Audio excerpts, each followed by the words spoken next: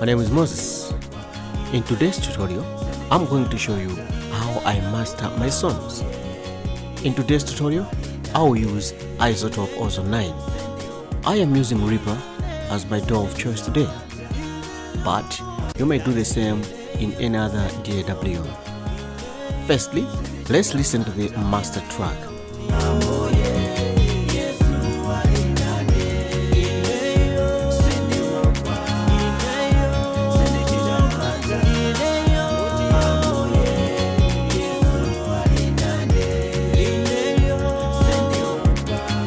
And then, let's listen to the unmastered track.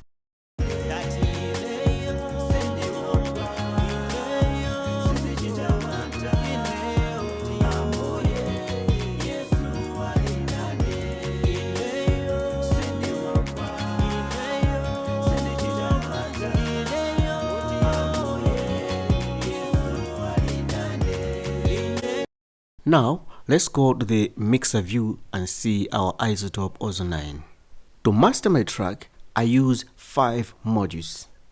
I use the tape, I use a compressor, I use an EQ, I use an imager, and lastly the maximizer.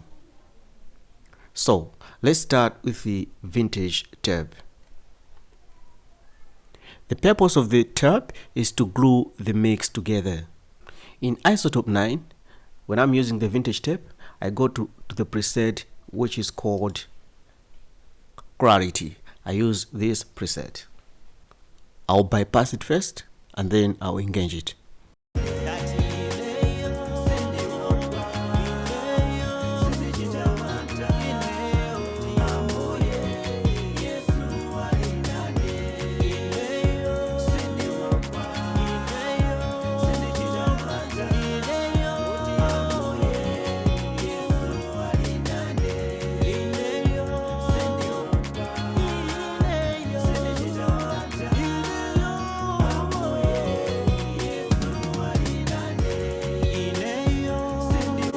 What that preset does, it emphasizes the high end, the high frequencies. So as you can see from this knob, you see that the high end or the high frequencies have been emphasized by at least 7.3 dBs. Secondly, I'll insert the vintage compressor. What I do with the compressor is that at least I reduce the overall mix by at least 1 dB. So how do I see the dBs? You see them over here where it's written threshold, and below here the figures will be displayed at least by -1 dB.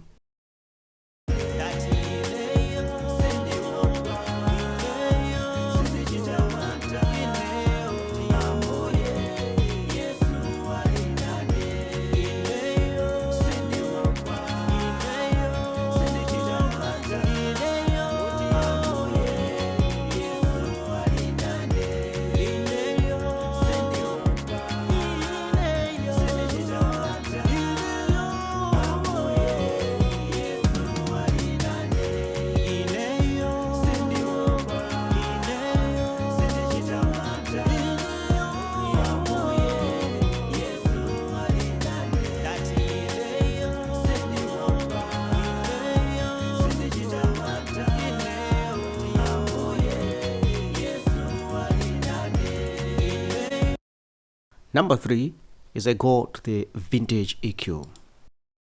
What I want to do with this EQ is at least to boost the 60 Hz frequency, at the same time try to remove that frequency as well. I also try to boost the 10K frequencies.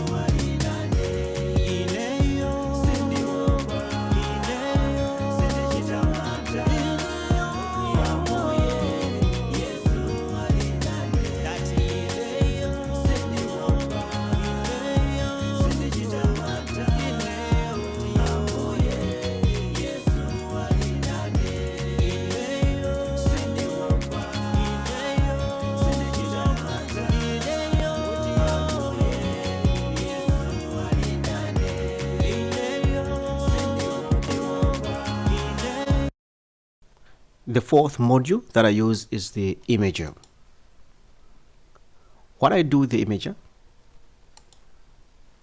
I want to make the low frequencies mono and at least the high frequencies to expand their image, the stereo field, that is. So what I'll do is I have to add frequencies at least here between 20 Hertz to 250 Hertz. I also have another one from 300 up to 1K. We'll have another band from 1K at least to 9K.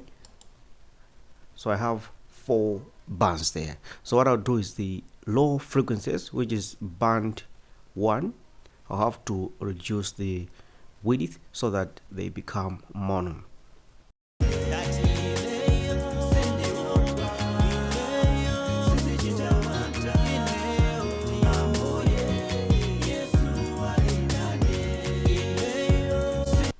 Band 4 and 3, I'll have to increase the width.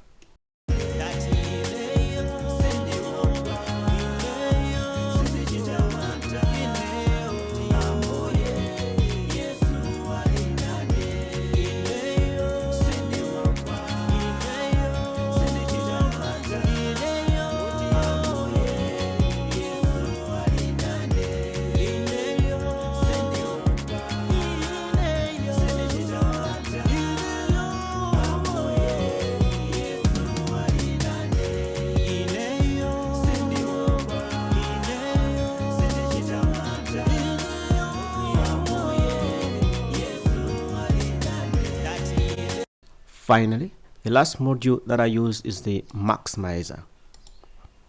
As for this one, what I want is to improve or to increase the volume or to increase the levels, the loudness levels. So what I do is to check on the RMS right here, so that at least it's between -9 to -8 dBs.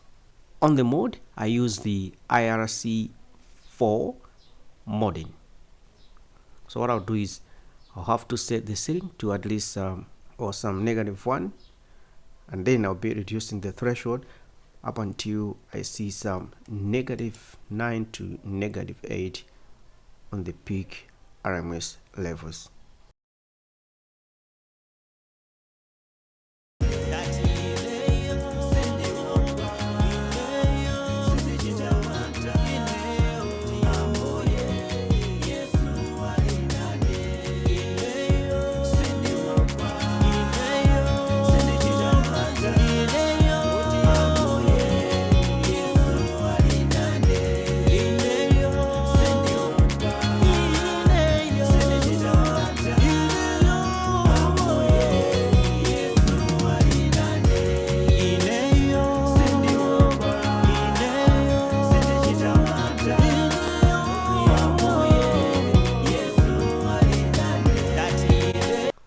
Now let's listen to the before and after mastering. Before.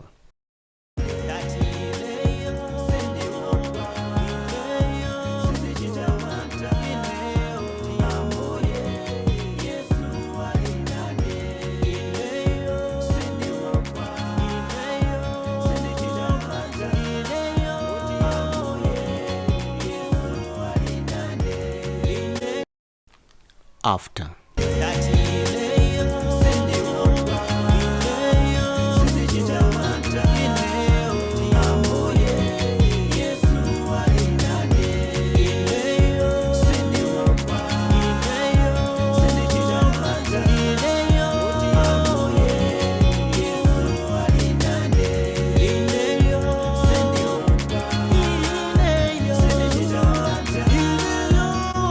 Thank you for watching. This is how I master my songs using izotope ozone.